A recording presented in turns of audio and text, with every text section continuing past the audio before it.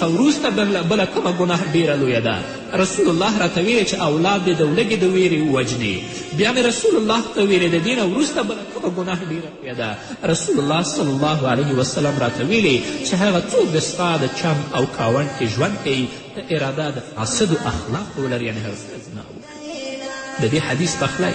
په قرآن کریم کې الله رب العزت کړی والذین لا یدعون مع الله الها آخر ولا يقتلون النفس التي حرم الله إلا بالحق ولا يزنون ومن يفعل ذلك يلقى أثاما يضاعف له العذاب يوم القيامة ويخلد فيه مهانا. الله رب العزت دې موږ ته د نیکو اعمالو توفیق راکړي. الله رب العزت دې د بدو اعمالو نه موږ او تاسو وساتي. په بخاري شریف کې د محمد رسول الله صلی الله علیه وسلم د خوب حدیث سمره بن جندب روایت کړی دی.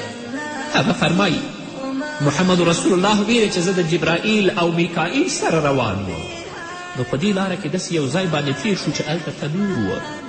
یا یو تنور په ډول ځای موږ ته په مخه راغی چې سر یې وړوکی و او د هغه تله او بیخ ډیر پراخ و. هلته د فریاد اوازونه او د چغو او د سرو اوازونه د هغه تنور نه راوتل. رسول الله صلی الله علیه وسلم فرمایي چې کله موږ ور وکتل په هغه تنور کې یو لوڅ سړی او یوه لوڅه پرته وه. د تنور د لاندې خوا څخه د اور لمبې راپورته کېدلې چې کله به د هغه اور لمبې او تاو دوی ته راغی راپورته به شه، د هغه نه به دوی چیغې وهلې، فریاد به یې کوه او بره وتلی هم نه شول. رسول الله صلی الله علیه وسلم فرمایي چې ما د جبرائیل علیه الصلاة وسلام نه پوښتنه وکړه، ورته مې ویلې چې یا جبرائیله دا څوک دي؟ من هؤلاء. جبرائیل علیه الصلاة وسلام راته ویل چې دا زناکار او زناکار، دا د زناکارو سړیو او د زناکارو ښځو عذاب دی. د قیامت پر ورځې پورې به دوی په عذاب کې اخته وي. الله به دوی په دغسې عذاب کې اخته کړي وي. حضرت عطا رحمه الله هغه فرمایي چې د دې آیت تفسیر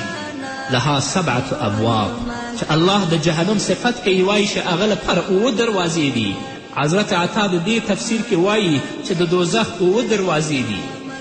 د ټولو څخه غمجنه، ګرمه، دردونکې او سپکوونکې دروازه د هغه د زناکارو لپاره ده چې د پوهې سره بیا هم زنا کوي او په فاسدو اخلاقو باندې اخته وي. الله رب العزت دې په موږ باندې رحم وکړي. الله رب العزت دې موږ هغه اعمالو ته وهڅوي چې هغه باندې الله زموږ نه راضي کېږي. مکحول دمشقي رحمه الله فرمایي چې په دوزخ کې به دوزخیان یو ډېر بد بوی حس کړي. دوی به وایي چې تر اوسه پورې د دې څخه بد بوی موږ نه و حس کړی، اوسه زموږ پوزو ته نه و راغلی، دا د چی بوی دی؟ ملائکې به ورته وایي چې دا د زناکارو ښځو بد بوی ده چې دوی جهنم ته راغورځېدلي دي. د هغو د بدبویي د وجې نه دا بدبوی ده چې نن په تاسو باندې او د دې یاد په هغو 10 آیتونو کې دی چې الله رب العزت موسی علیه الصلاة وسلام ته لیکلي چې ولا تسرق ولا تزنې فحجب عنک وجهي، غلا مه کوه، زنا مه کوه، که نه ستا نه به د خپل مخ پټ کړم، یعنې خپل ذات نه به په خپل مخ به پرده واچوم. الله دې په موږ رحم وکړي. قدرمن اورېدونکو اوس به راشو دمې ته. د دمې نه وروسته زموږ خپرونه دوام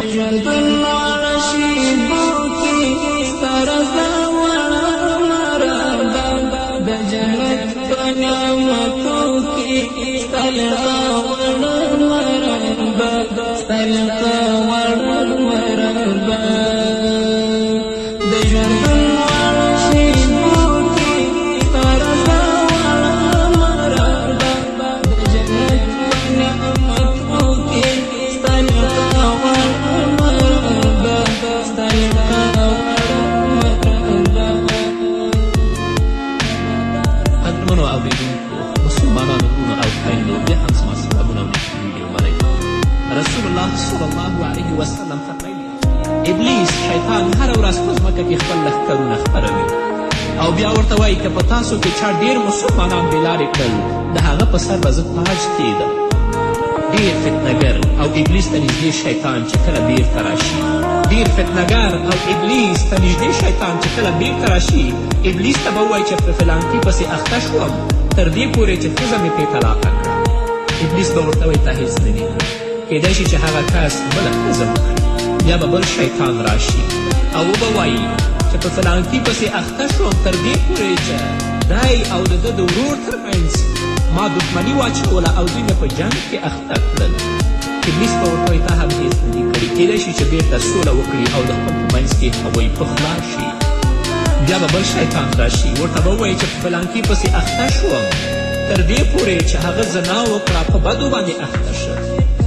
ابلیس به ورته وایي چې په رښتیا چې تا سم کار کړی دی ابلیس به هغه شیطان ځان ته رانږدې کړي او د هغه په سر باندې به تاج کیږي نو شیطان څومره په دې باندې خوشحالیږي الله به په دې باندې څومره غضب کیږي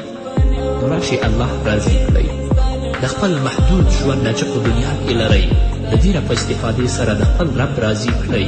شیطان مه خوشحالوئ د دنیا په مادیاتو باندې مه خوشحاله کیږئ چې الله رب العزت به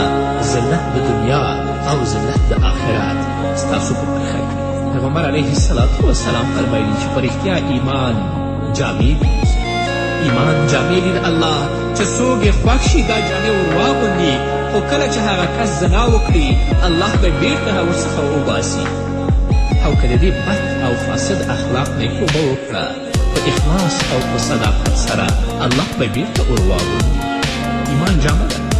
الله یې ورهغوندي هغه چاته چې د الله خوښه وي او چې کله هغه په بدو او په فاسدو اخلاقو باندې اخته شي الله به دا جامې بیرته ترې وباسي تر څو چې هغه توبه وباسي د زړه نه په اخلاص او صداقت سره چې الله بیرته ور واغوندي همدارنګه محمد رسول الله صلی الله علیه وسلم فرمایي دا حدیث ده چې ابن جوزي په خپل موضوعاتو کې دا رانقل کړی